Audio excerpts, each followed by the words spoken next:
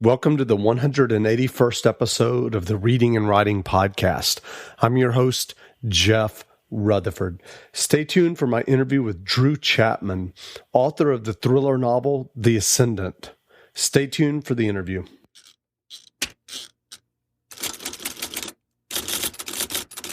Well, welcome back to the Reading and Writing Podcast. My guest today is Jk Chapman, author of the new thriller novel, The Ascendant. C.J. Box, the New York Times bestselling writer, said about The Ascendant, "The Ascendant is a rollicking, globe-hopping, timely, and prescient page-turner, a 21st century thriller." Jk, welcome to the podcast. Thanks for having me. Great. Well, I wondered if you could read a few pages from your new novel, The Ascendant. Sure, absolutely. I will. I'll start from chapter 4. It's when I was doing my book tour. I usually started around there, and it was always a good introduction to our main character. Great. Okay, chapter 4, New York City, March 24th, 9:27 p.m. Garrett Riley sat at a table in the back of McSorley's near the bathrooms, where it smelled more like stale urine than stale beer. But he didn't care because he was with his friends, and the three of them had already plowed through 4 pitchers of half and half and 6 shots of tequila. And anyway, the back afforded him the best view of all the other half-wits in the crowded East Village bar, and Garrett loved casting scattershot aspersions. Like the 4 young gray-suited hedgies at the window, singing an off-key rendition of that stupid Journey song they played to end The Sopranos, he could really hate on them. "Fucking hedge fund guys," Garrett growled between sips of beer. "Look at those assholes. Hedge funds are a Ponzi scheme. How can people not see that?" Mitty Rodriguez, 5'4" and 200 pounds of squat Puerto Rican gaming programmer and Garrett's best friend, raised her beer in a salute. "Why don't you get off your sorry butt and hit one of them? Knock his teeth out." "Maybe I will," Garrett said, sizing up the biggest of the hedgies. 6'2", muscled, looked like he might have been a lacrosse player. Shane Michelson shook his head. The lanky junior currency analyst with bad skin was by no means a fighter. "Can we please not get kicked out of another bar, Garrett? Please? I'm running out of happy hour spots." "Yeah, sure. Forget them. I'm going to make more money this week than they'll make in their entire lives." Shane shook his head disbelievingly. "How are you going to do that?" Garrett scanned the young women standing at the bar. One caught his attention. Striking, tall, olive-skinned. "Dollar's going to tank, and I'm going to ride it all the way to the bottom."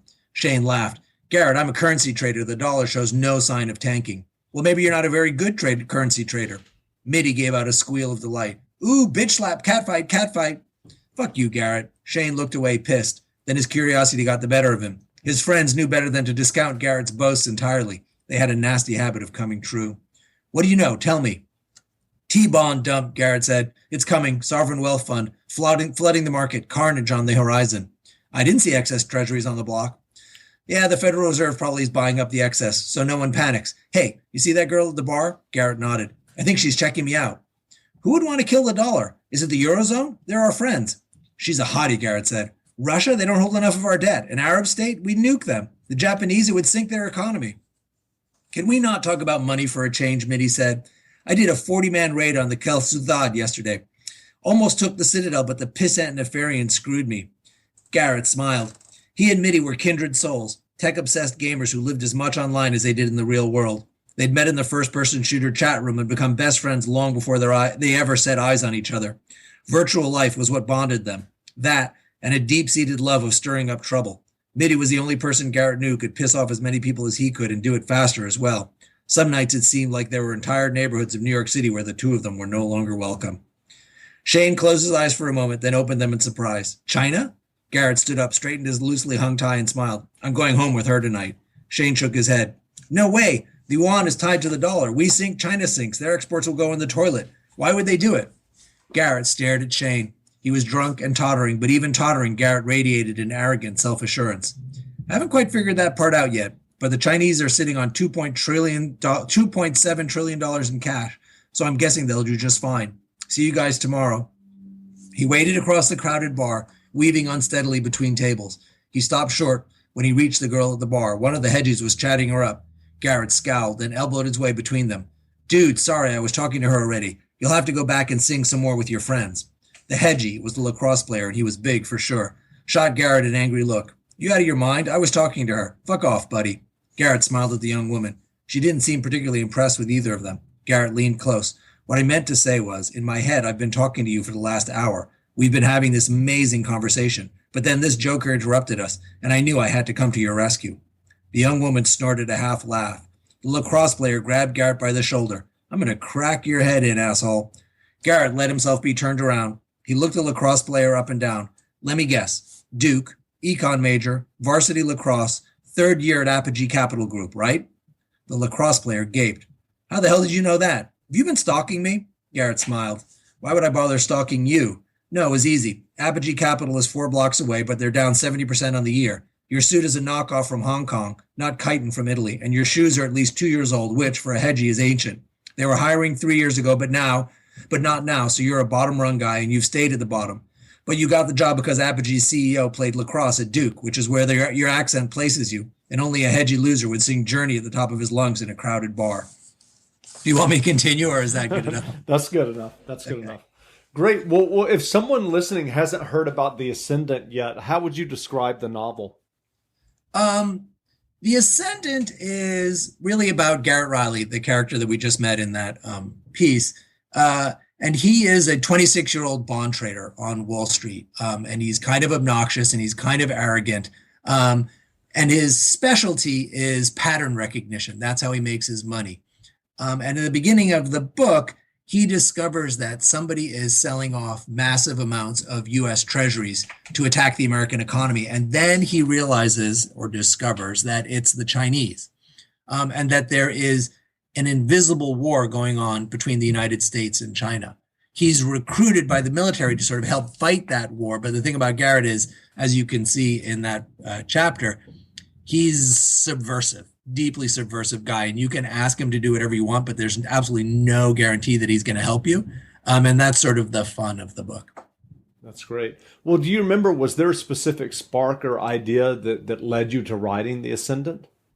Well, you mean like a plot spark that or just the idea for the novel or the plot in general? Yeah, I mean the idea for the sort of idea of like an invisible war came to me because I've been reading about the Stuxnet virus, which I don't know if you know about it, but it was an internet worm, a piece of computer code that either the Americans or the Israelis launched against uranium nuclear facilities.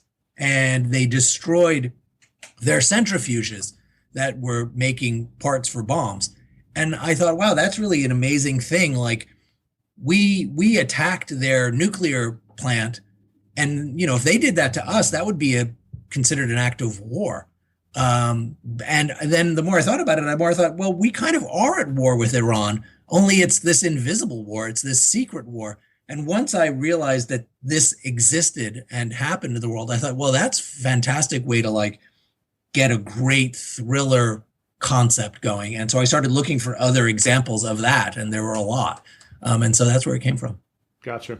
And when you started working on The Ascendant, did you ever have any concerns or worry about how to make financial info and numbers suspenseful for the reader?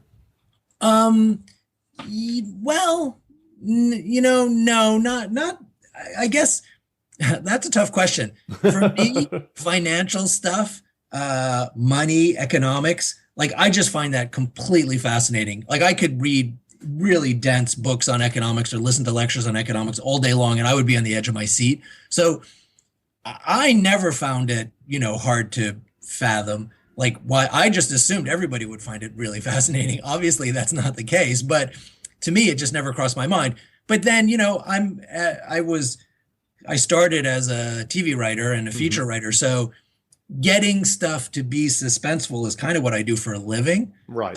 So I just figured I would be able to figure out a way to make that work. Sure. And now that you mentioned Hollywood, I was going to ask, given your work in Hollywood, did The Ascendant start out for you as a screenplay, or did you envision it as a novel from the very beginning? Well, that's an interesting question. So the way it really came about was I'm a TV writer, and often I get sort of what are called blind script deals, where you're hired by a network to write a project for them, and you have basically a year to figure out what the project is, get them to want to do it, and then write it. and I was under contract to an unnamed network, and I knew that I had 6 months to a year to figure out what I was going to write for them, but I didn't know what it was. And then I had this idea for the Ascendant, and I thought, oh, I should sort of pitch that and sell it as a television show. Then I thought, it's too political, it's too subversive, it's too much about sort of politics and patriotism and loyalty and China, and no television network will ever buy it, or if they do buy it, they'll sort of dumb it down, Yeah, and so I thought, okay, I'm just going to write it as a book, and that's what I did. And what was the idea that you ended up doing for the blind TV deal? Oh, what was the idea? Something incredibly banal. No. I did a more sort of standard soap. It never got made. But that's Sure. part of what I do is every year there's a cycle of how stuff is pitched and sold and created for the TV Right. networks. And so I'm often in that cycle of selling stuff. Gotcha. And so once you had written the novel, what was the path to publication like for you? Were you able to find an agent pretty easily, or what was that process? Well, I have TV agents and Gotcha. feature agents, so that part of it was sort of easy for me. But the interesting sort of my takeaway from how this became a published book was when I sat down to write it, after I thought, okay, I have this idea. I'm not going to sell it to a TV network. It's too political. I'm just going to sit. I'm going to write the book, and I don't care what anybody thinks about it. I'm just going to self-publish it. I'm going to digitize it. I'm going to put it up online. I'm going to charge $1.99. And if 40 of my mother's friends buy the book, that's fine. At least I will have written something without any notes. Nobody's going to tell me what to do, because I live in a world of executive notes, producer notes, actor notes. It kind of drives you crazy. Yeah. And I just thought, that's it. That's what I'm going to write. And so I wrote it without any expectations. I really wrote it as just a piece of sort of a fun thriller that I could put online and people would like or not like. I didn't care. But then my feature agents read it and they said, hey, this is really good. We should send it to New York. You should try and get it published. And I said yes to them, but in my heart, I was like, forget it. Never going to happen. I'm not going to worry about it. But they sent it to a literary agent who they had done a deal with earlier, a couple of months previous, and he loved it. And, sort of just then it went the normal route. He Right. sent it out to publishers. That's great. So, was the process freeing for you since, as you mentioned, you live in a world where you get tons of notes and feedback as opposed to just sitting down and writing what you wanted to write? Oh, more than freeing. It was like orgasmic. When you live in a world of screenplays have all these, really can only describe them as arcane rules about, here's your first act and your second act, and here's the character reversal, and here's how you have to describe your characters, and blah, blah, blah. And, it has to be 115 pages if it's a feature and 55 pages if it's a pilot. And, there's just rules. And if you break the rules, you're not going to get hired. You won't work. So to write a book where there were no rules was incredibly liberating. In fact, it was so liberating, it was very hard for me to actually do it. When Simon & Schuster first bought it and my editor read through, she said, you could add 100 pages to this manuscript. And I was just shocked. I was like, no way, I'm not putting another 100 pages. That's, people won't read it. And she's like, it's a book. Yes, they will. So did you end up adding? Oh, yeah, absolutely. But she had to press me all the time. You could make this scene longer. You could do more here. You could write more. I think it was slightly underwritten when I first sold it. And, I'm writing the sequel now, and I'm definitely making it more of a book and less of a book written by a screenwriter. Right. So you are working on a sequel now to The Ascendant? Yes. Simon & Schuster bought the Ascendant, and they bought the sequel too. That's great. Well, what books or writers or even movies have you read or seen in the last year that made an impact on you and that you would recommend? Well, it's when I'm writing in a genre, and obviously this is a genre book, this is a thriller, I tend to read genre stuff just because I need to live in that same kind of headspace as, I'm not going to read War and Peace. It's just, then I'll be trying to emulate Tolstoy, and that's always a mistake. So I read a lot of sort of classic and read a lot of classic thrillers. So like I pulled out all these old John le Carré novels, like the Spy Who Came In From the Cold, his sort of big, his pop, the one that really made him like famous. Right. Man, it's so fantastic. It's so spare and yet emotional, and it describes East Berlin in such a dark, grimy, tense way. It was really fantastic, and really like that. John le Carré is just, I don't know, he's the king. He doesn't, I couldn't pretend to write anywhere near what he does. And certainly mine are more thrillers than sort of his are more mysteries, I guess. I guess his are thrillers. His are more spy. Mm-hmm. But I do just enjoy everything he's written, always. That's great. Anybody else that you would recommend? Yeah, I for modern stuff, I'm a big fan of Lee Child. I mean, I don't love every book, but sure. I'm always impressed by the way that he goes back in and makes his stories fresh.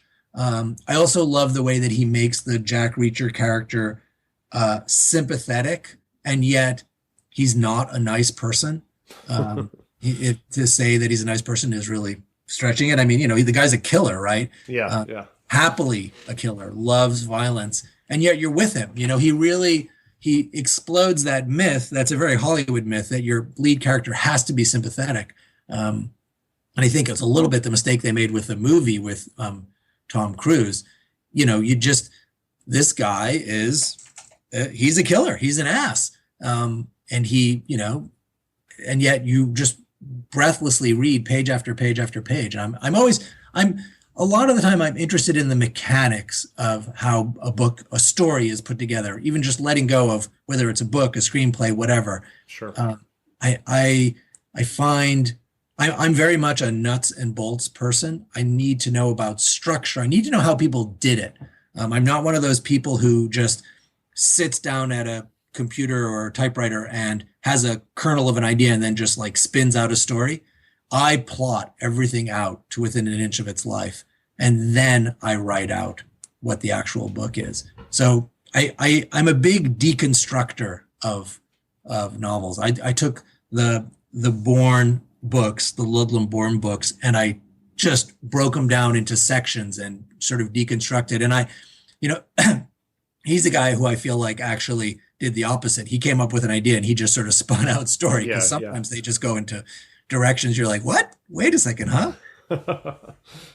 That's true. So given that, I'm assuming that you plotted the Ascendant meticulously before you started writing it. Yeah, absolutely. That's what I do. I put out, it takes me a long time. It sometimes takes me as long to plot something out as it does to write it. I think about the characters. I write deep backgrounds on every character, where they came from, who they are, what they ate for breakfast, everything. And then I lay out every sort of chapter of the book, or scenes and flashbacks. And I lay it out in 3x5 cards, and I spread them out on a wall or on the floor. And I just shuffle them around and figure out how it all is going to play out. I need to know what my end point is. I need to know what my first scene is. I need to know what my last scene is. I need to know what the emotional sort of arc of each of the characters is. And only when I'm really, really comfortable all the way from beginning to end do I start writing. It was funny. I just to spin out from there, I was just reading an interview with Jk Rowling. Have you read this? There's this new interview she did with Emma Watson. Oh, I haven't read that yet.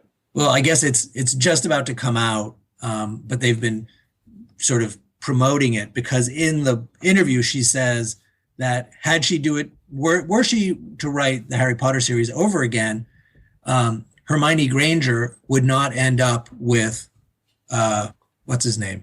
Ron Weasley. With Ron Weasley.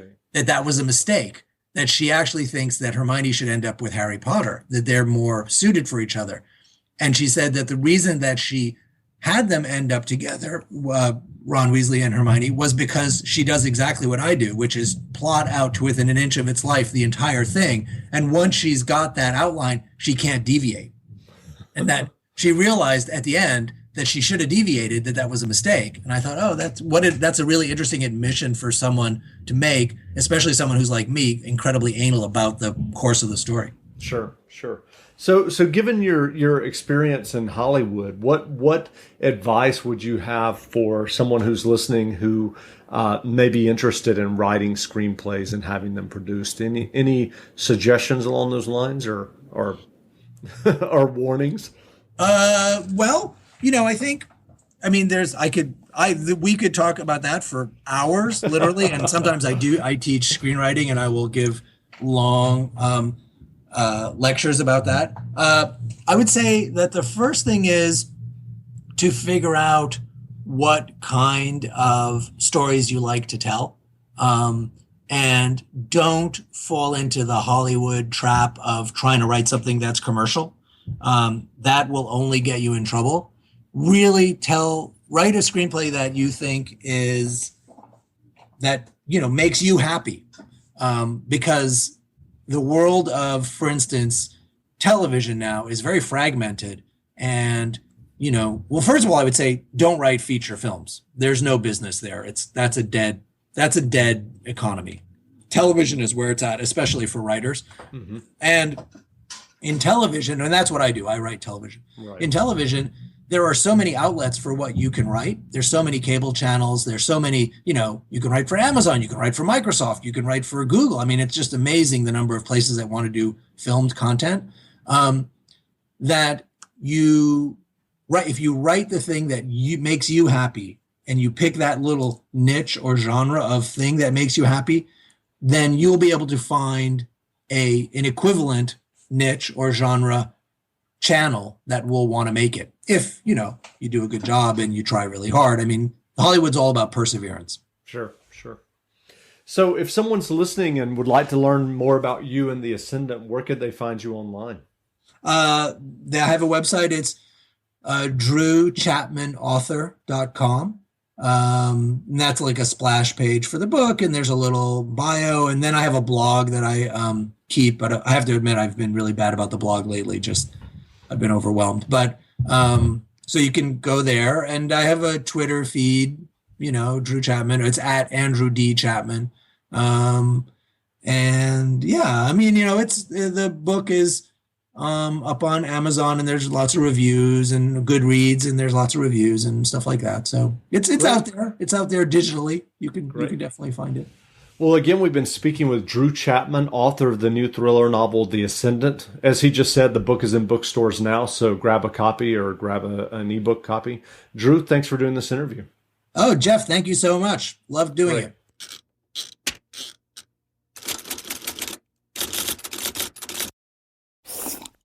Is that Dunkin's new holiday blend coffee? Sure is, because sometimes the holidays just call for Dunkin'. What's in it? A spark of holiday spirit? A cup full of holiday cheer? Your very own holiday shopper? Actually, all that, and notes of molasses and dried fruit. Just the warming blend I need for that holiday hustle. Sit through the holidays with the $2 medium holiday blend coffee at Dunkin'. America runs on Dunkin'. Participation may vary. Limited time offer. Exclusions apply.